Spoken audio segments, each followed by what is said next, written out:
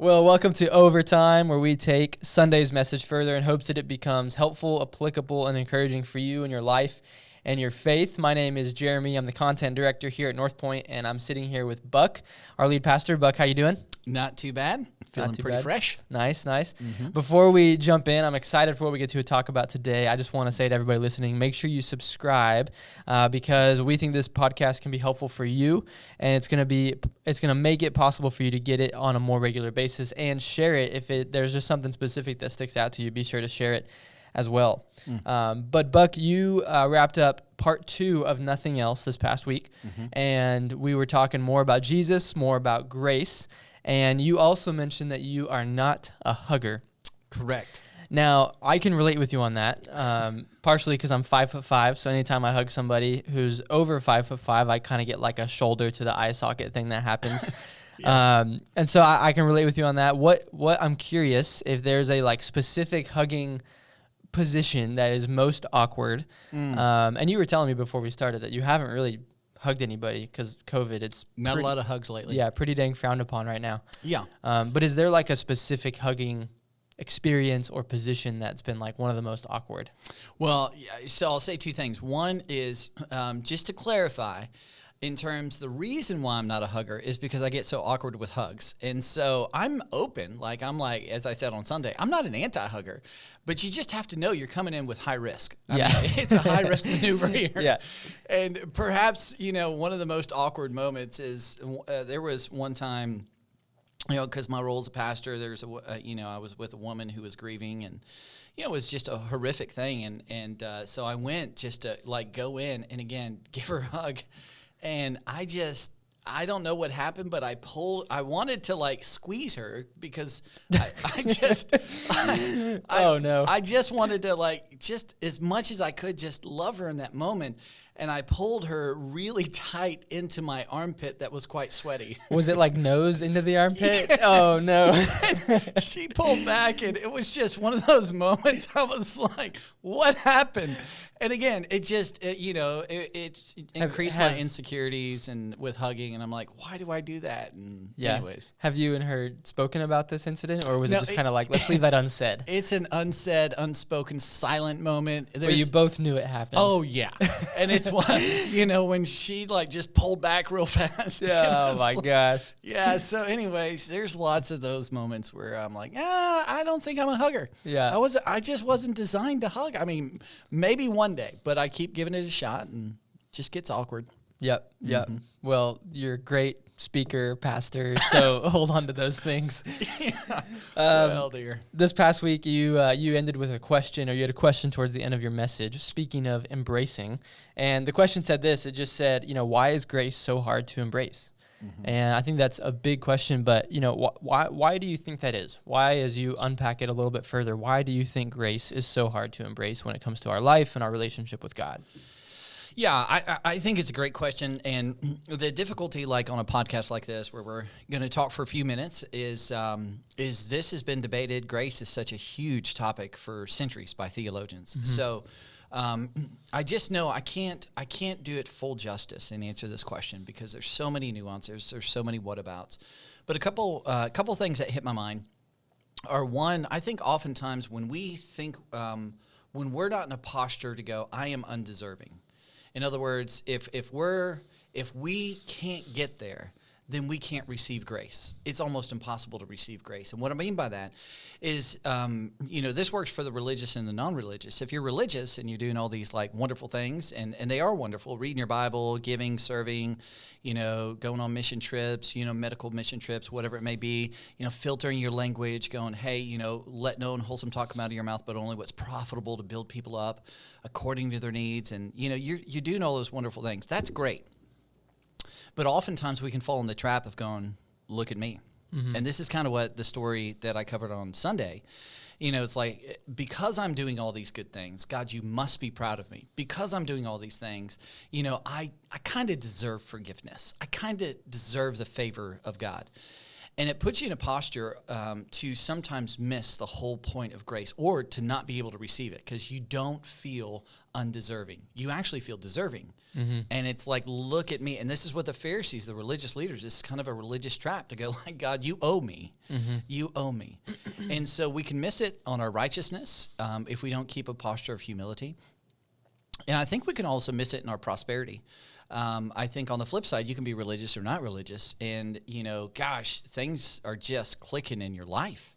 And it's like, man, hey, I accomplished this. I'm in the corner office. Look at my house, look at my car, look at, my bank account, look at my retirement, look at my status, look at my likes on social media, whatever it is. And we just keep chasing and chasing and chasing and going. And the danger with prosperity, although, I'm not against it, like, hey, giddy up. But the danger is, Solomon says in Proverbs, I think it's Proverbs chapter 30, he says, God, don't give me too much. Otherwise, I may be tempted to say, who needs the Lord? And I've seen that more and more and more in terms of who needs grace? I got everything I need. Like God, church, it's just like one of these things to go like, whatever, like that's childish. That's like, Santa Claus kind of stuff. And prosperity puts us in that posture. It puts us in this posture of, I don't need it. I don't really care about it. I've got everything I need. I have secured me. And so this undeserving grace, the mercy, the forgiveness of God, whatever. Yeah. And so I think, on both sides of those fence, of that fence, we can miss grace. And, there's certainly a lot of other things, but those are a couple things that come to my mind. Yeah. Yeah, I think, and what's tough is, prosperity is great while it lasts, but eventually it can run out, and that's where we end up finding ourselves looking for grace in those moments. But I mean, the beautiful thing is God is right there, regardless, in those moments with grace, wherever we're at. And and when everything's stripped away, I think I said this in week 1, like just everything stripped away, you got to be honest. And so, if I took all of that away, or if God took all of that away from an individual, who are you?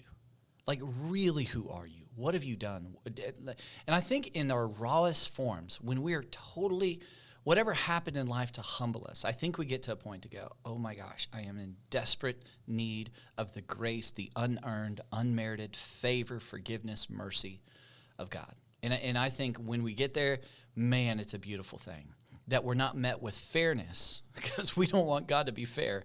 We're met with grace. Yeah. And that's a big thing. And I'll just add one last nugget. I just think, especially if you're listening, and I have felt this. I think a lot of people have gone through, and felt this. If you've made choices in your past that feel significant, that have created a whole lot of shame, a whole lot of condemnation, there's a voice in your head. It's like a tape that plays every single day. Like I'm terrible, I'm terrible, I'm terrible. I'm unworthy, I'm unworthy. I don't matter, I don't matter. Why do I even live? Because of what I've done. I've had so many conversations like that. And because of oftentimes of how painful it is to go back and process the emotion of that tragedy, the emotion of those decisions, we get stuck and shackled with the shame of those decisions. And shame can keep us in a posture of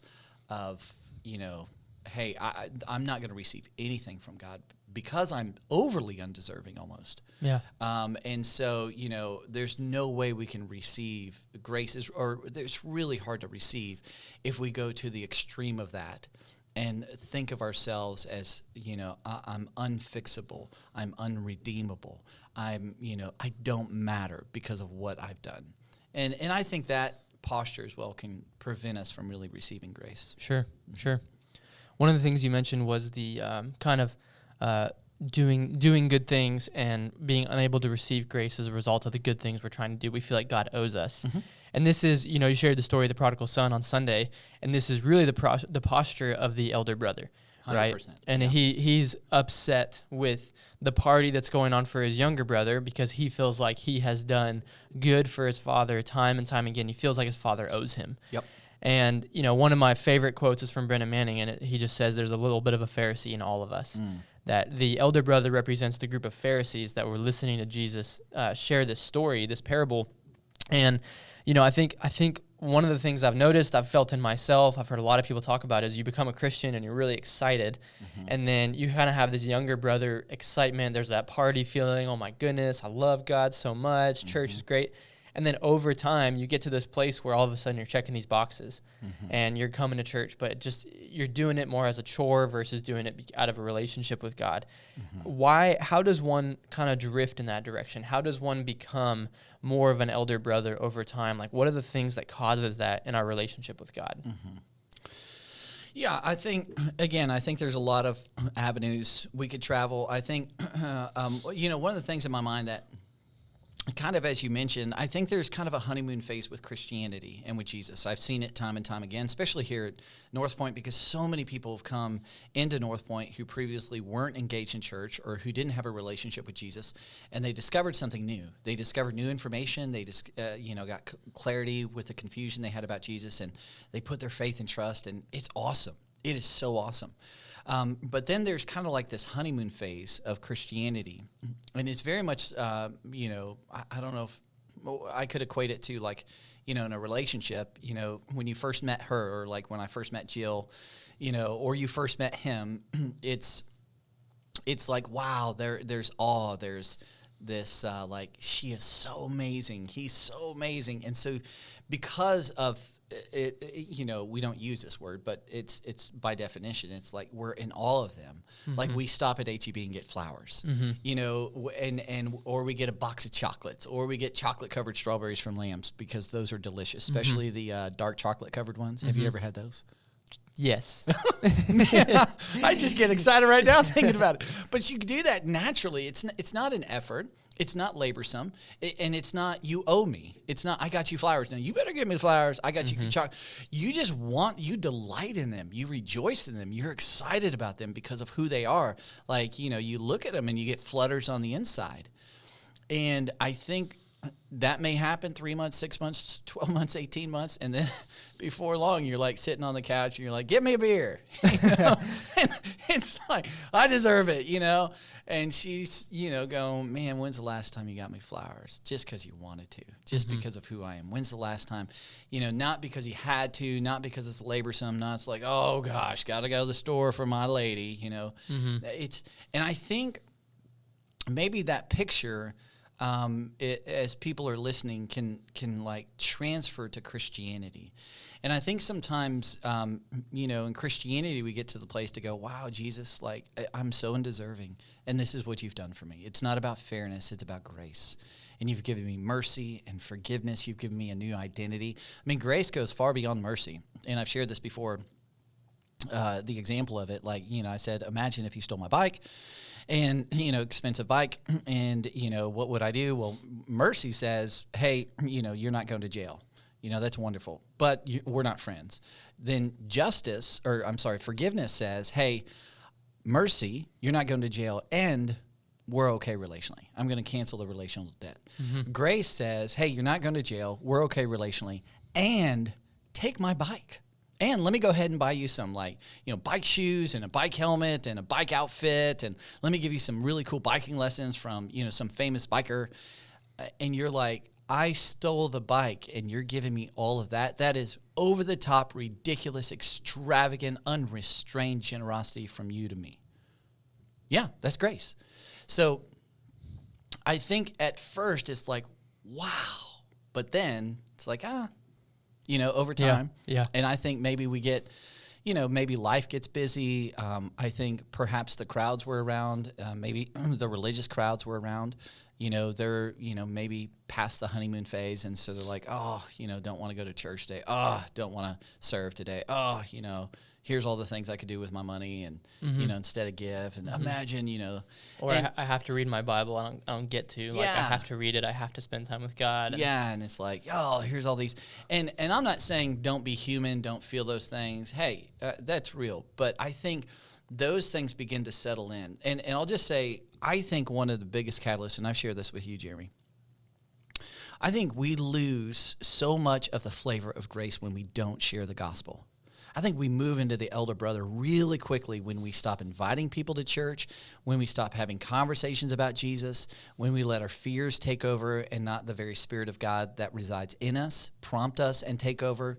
And if you're going, man, I can't remember the last time I shared or asked somebody about God or Jesus, or can't remember the last time I intentionally prayed for somebody like a neighbor or friend who doesn't go to church, and like I want them to experience this grace. I think that is perhaps a telltale sign to go, you're slipping. Mm-hmm. You're slipping, like you're moving towards the elder brother, losing sight of grace a little bit. And then I think what happens is, part of the process. Paul mentions this in Corinthians. Then all of a sudden, we're not doing that. We're not making disciples as Jesus said, go do that. Like, don't forget, don't go do that. And now we move to information. And now it's about, well, I need more information. And if I can get more information, if I can learn more about the Bible, if I can get more, maybe the Greek, if I can get more context, if I can learn the hermeneutics, if I can learn about the Pentateuch. And I'm not saying any of that's bad. Wonderful. But now that's for information's sake, so I can feel good about me, versus information so it can empower me, so I can give a reason for the hope that resides in me to my neighbor. Mm-hmm. And that dynamic is really important when it comes, because the more you're sitting across from people and talking about God's grace and God's goodness and what God's doing, it's a reminder, it's a refresher. And Jesus over and over and over said, remember, remember, remember. And so I think we can fall kind of in that pit, if you will, of the elder brother. Yeah. Man, that's so good. There's so many good things to pull from that. Remember, one of the most helpful prayers you've ever, shared with me is just, God, help me see people as you see people. Mm-hmm. And it's a dangerous one too, because it's saying, hey, God, like, let me really see people. And then all of a sudden you see them as valuable. They have an eternity somewhere. They're made in the image of God. They're loved by Jesus. All of a sudden you go, dang it. Yeah. I got to change something because I got to love them better. Yeah. And, the more you do that, the more the world sees grace. And that's what Jesus came to introduce. He came to blow up all these paradigms and say, man, I am here for something brand new. And I personally just think the world needs a whole lot more grace. Yeah, for sure. Mm-hmm. The leadership team at North Point read a book, you said almost 10 years ago. Yeah. Called The Prodigal God. Mm-hmm.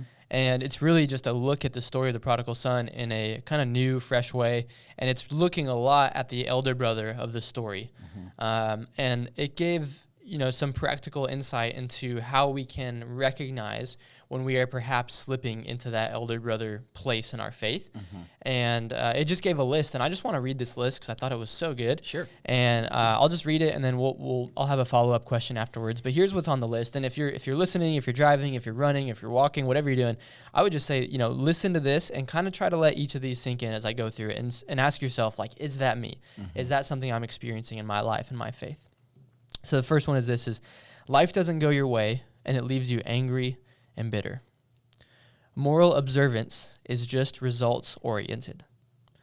The good life is lived not for delight in good deeds, but as a way to control your environment.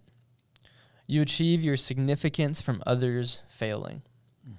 You live out of fear, not joy or love.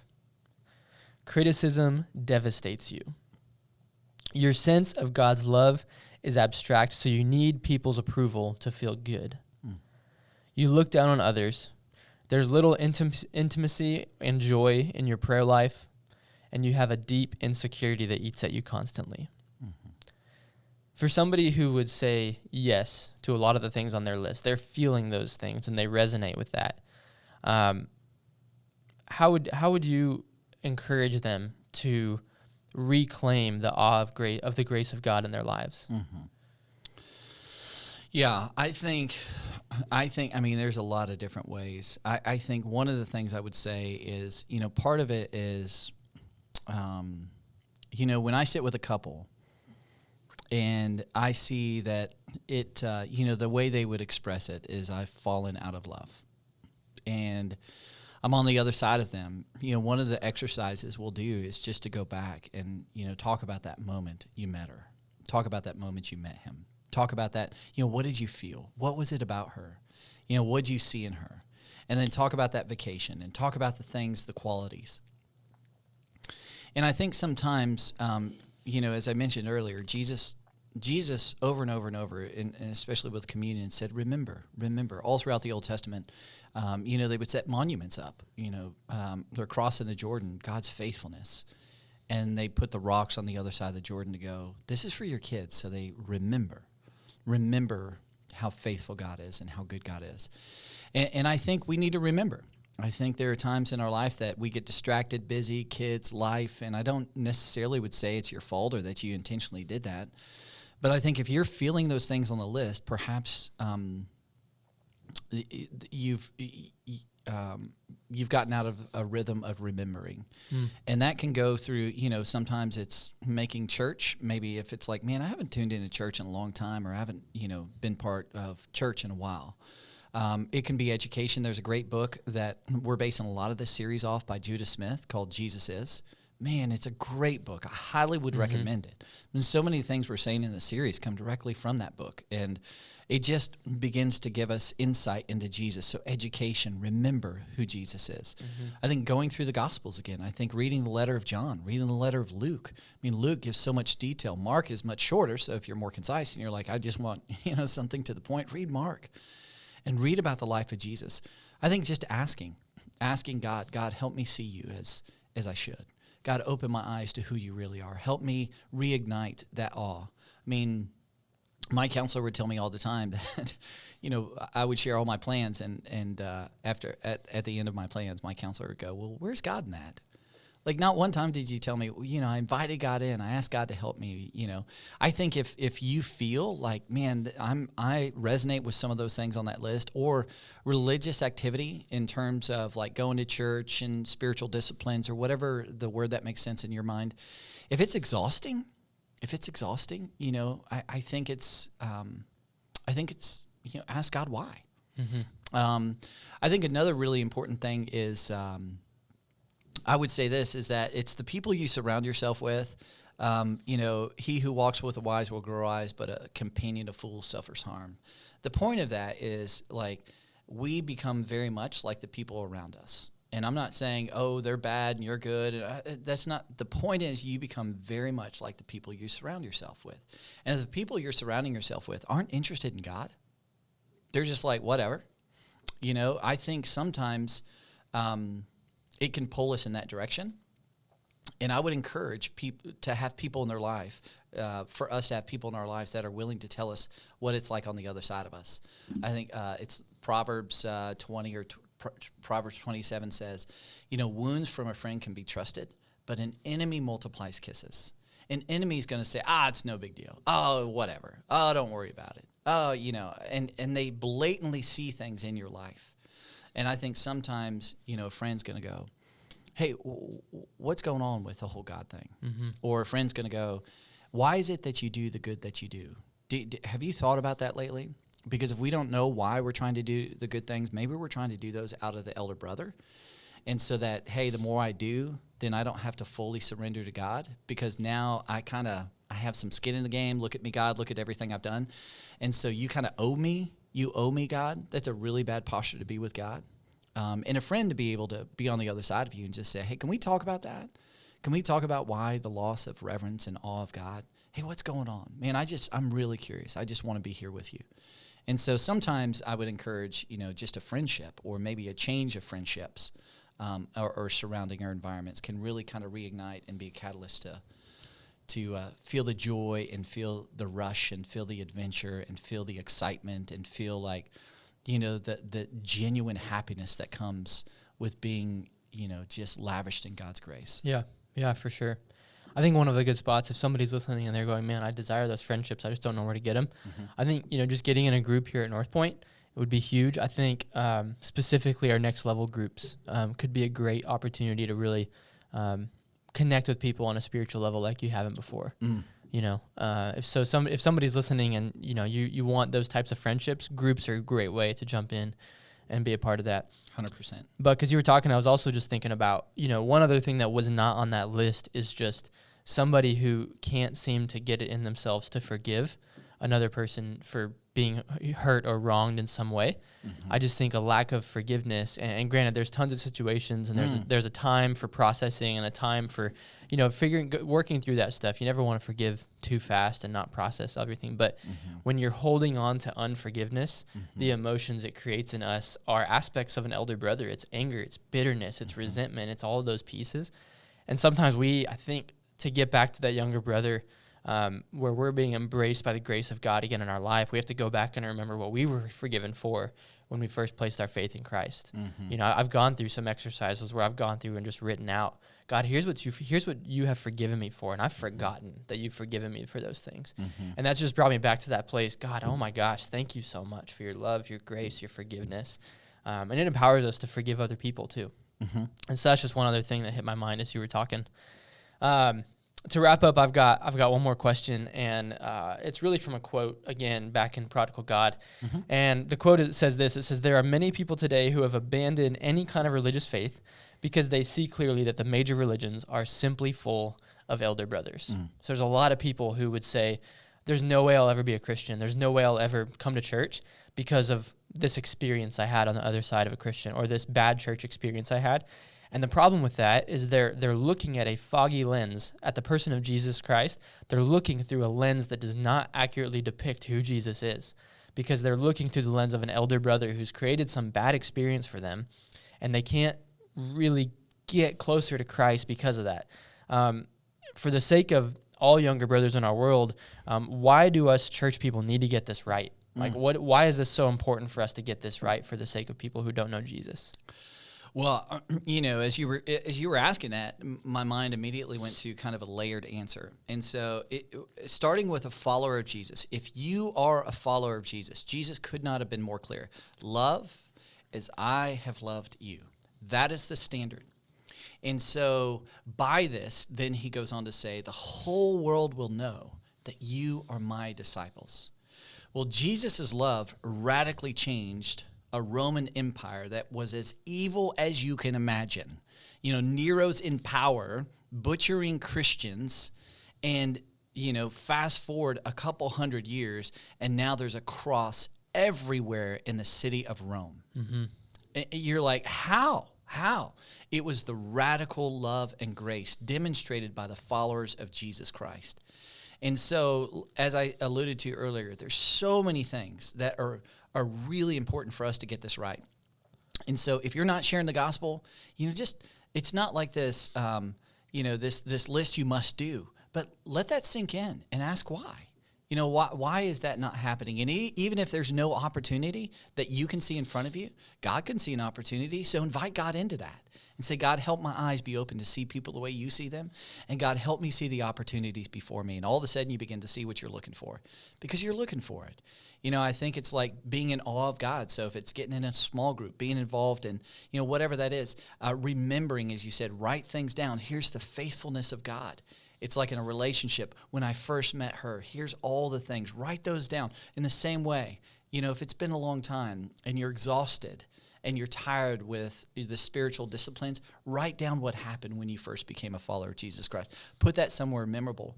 And what's really difficult is if we don't receive that grace, if we're not in a posture, we really can't give it. And so it's like, you know, if we feel like we're like the elder brother and all these religious activities, it's like, I don't know if I'm, you know, undeserving. I feel like I deserve. Well, that's not a posture to receive grace. So how can we give it to the world? And I think if we can get this right, and I believe we can, because, you know, Christians have done this before. Followers of Christ have done this before, and it changed the world. The world is so dang ripe right now for us to get this right. The world is so ripe for Jesus Christ. And I think what we see at another layer, if we can get this right, I think there's a cascading effect. There's a domino effect. And I think in our culture, I mean, we see elder brothers everywhere, Christian or not a Christian. It's like, hey, I'm going to point out how you're wrong. Mm-hmm. And the elder brother was like, hey, let me tell you, Dad, you know, in Luke 15, what this son of yours has done. He's slept with prostitutes and, you know, he's squandered all the money, such disrespect. And we're just in that culture right now where it's like, hey, let me tell you how you're wrong. And let me tell you how my truth is better than your truth. Yeah. Without even being curious with one another, without even having an inquisitive question like, let me discover who you are. Yeah. Even though you're radically different from me. What's your story? Yeah. That requires grace. And it's got to be seen. It's got to be seen. And followers of Jesus, we have an opportunity to be seen. Jesus says, let the light on the hill shine. Don't put a lampshade over it. Let it shine. The world needs some light. And I just think, you know, for us to get this right is more important than we know in our generation in this time. Yeah. That feels like a great way to wrap up overtime. Yeah, I get excited about that. Yeah, that was great. I think this is has been super helpful as we think and process grace. And next week we're going to be in Nothing Else Part 3. And I think one of the things that we bump into as we receive grace is there's still this set of rules in our mind. And how do we continually receive grace, but then we've got these rules, these things that we feel like we fall short with, these truths that we just can't get around. How do we kind of reconcile those two things? And that's what we're going to be jumping into in part 3 of Nothing Else. So y'all make sure to tune in on Sunday, be there on Sunday. We're really excited. And once again, make sure to subscribe and share this podcast for somebody that it could be helpful for. Buck, thank you so much for the time. It's been a lot of fun, and we'll see you guys next week. Well, thank you, Jeremy. Thank you for those of you who are listening.